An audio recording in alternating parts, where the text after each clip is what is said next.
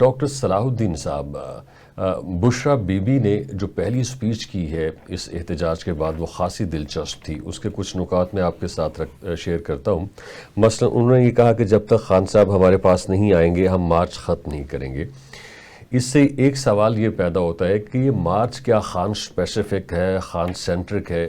ہم نے تو پہلے یہ سنا تھا کہ یہ 3 بنیادی مطالبات ہیں جس میں یہ ہے کہ جی بانی پی ٹی آئی کی رہائی ہے، 26ویں آئینی ترمیم کا خاتمہ ہے، اور پھر فروری 2024 کے جو الیکشن کے نتائج ہیں ان کو بھی تبدیل کیا جائے اور اس کے نتیجے میں پی ٹی آئی کو حکومت دی جائے. لیکن اس میں سے نکلا تو یہ کہ بانی پی ٹی آئی کی رہائی.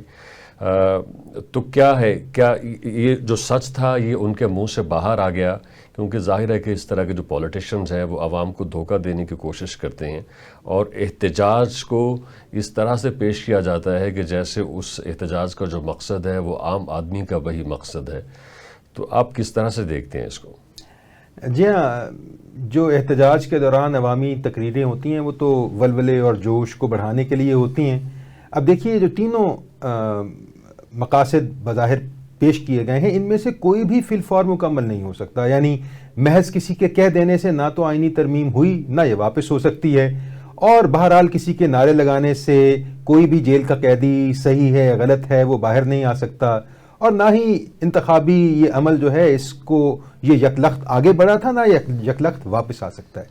تو میرا خیال یہ جو ساری گفتگو ہے وہ تو عوامی جوش و خروش اور ولولے کو بڑھانے کے لیے ہے، لیکن ساتھ ہی ساتھ اس کے ذریعے وہ مذاکراتی عمل جو بقول شخص سے جاری ہے اور کبھی ختم نہیں ہوا، اس کی انٹینسٹی میں، اس کی مد و جزر میں فرق پڑتے رہے ہوں گے، لیکن بہرحال وہ جاری ہے اور وہ جاری رہنا چاہیے. 2 ڈکلیئرڈ اینیمیز بھی ایک دوسرے کے ساتھ مذاکرات کرتے ہیں. مذاکراتی عمل کوئی بہت بری چیز نہیں ہے، اس میں جو بھی داخل ہوتا ہے وہ کسی کمزوری سے داخل نہیں ہوتا بلکہ ایک مضبوطی کے خواہش کے ساتھ، جو اجتماعی مضبوطی ہو. اگر ایک کی مضبوطی دوسرے کی کمزوری کی صورت میں پیدا ہو رہی ہے تو مذاکراتی عمل آگے نہیں بڑھ سکتا. میرا خیال ہے کہ سمجھدار لوگوں کی اس مذاکراتی عمل میں شمولیت سے ایک ایسا بندوبست ہو جو ملک کے لیے بھی بہتر ہو، اور وہ تمام لوگ جو اس مذاکراتی عمل میں موجود ہیں اس میں کوئی بہتری کا بندوبست کریں. اس کو جیت اور ہار کے لینز سے دیکھنے کی بجائے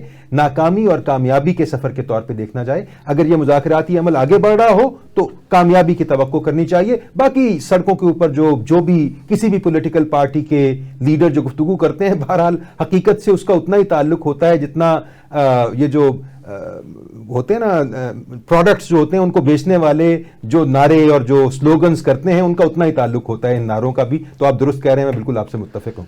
صحیح. بریگیڈیئر صاحب، ایک اور نقطہ جو وہ آپ کی توجہ چاہتا ہے، بشرا بی بی کی ظاہر ہے کہ وہ پولیٹکس کے اندر ان ہو گئی ہیں اور وقت کے ساتھ ساتھ وہ سیکھیں گی. چند دن پہلے جس طرح سے انہوں نے سعودی عرب کے حوالے سے بات کی، اور اس یعنی جلسے کے اندر یا جو احتجاج اس وقت جاری ہے اس کے اندر بھی ایک بات کی انہوں نے. اس کے سامنے جو موب تھا، جو لوگ تھے، جو مظاہرین تھے، ان کو مخاطب کرتے ہوئے کہا کہ جو پٹھان ہیں وہ ایک غیرت مند قوم ہے، اور چونکہ وہ غیرت مند قوم ہے لہٰذا وہ کسی کا ساتھ نہیں چھوڑتے ہیں. تو یہ ان کے منہ سے نکل گیا یا ایک پلانڈ مطلب انہوں نے بات کی ہے؟ کیا صرف اس ملک کے اندر پٹھان ہی غیرت مند ہیں یا ان کے سامنے جو موب تھا وہ صرف پٹھان ہی تھے؟ کیونکہ ایک تاثر یہ بھی ہے کہ پنجاب سے یا باقی جتنے بھی صوبے ہیں ان سے لوگ جو ہیں ان کے احتجاج میں شامل نہیں ہوتے ہیں. یہی وجہ ہے کہ انہیں خیبر پختونخوا سے لوگوں کو یہاں پہ لانا پڑتا ہے. تو آپ کس طرح سے ایویلیویٹ کرتے ہیں ان کی اس سٹیٹمنٹ کو؟ سیاسی حربہ ہے، اور یہ ایسا حربہ ہے جو ملک کی وحدت کو کمزور کرتا ہے. یہ تاثر دینا کہ صرف وہی غیرت مند ہیں، تو یہ تو مطلب ہے جو آپ نے بات کی ہے وہ بالکل واضح ہے کہ کیا پھر دوسرے اس طرح کے نہیں ہیں؟ دوسروں میں وفا کا عنصر کم ہے، دوسرے کم وفادار ہیں. بنیادی بات یہ ہے کہ مذاکرات اس شخص سے یا اس پارٹی سے یا اس گروہ سے ہو سکتے ہیں جو آئین پاکستان اور پاکستان کے قانون کو مانتا ہے. جو نہ تو پاکستان کے قانون کو مانے نہ آئین کو مانے، اور مطالبہ یہ ہو کہ جمہوری اور آئینی عمل کے ساتھ جو ترمیم ہوئی ہے اس کو میرے کہنے پہ آپ واپس لے لیں.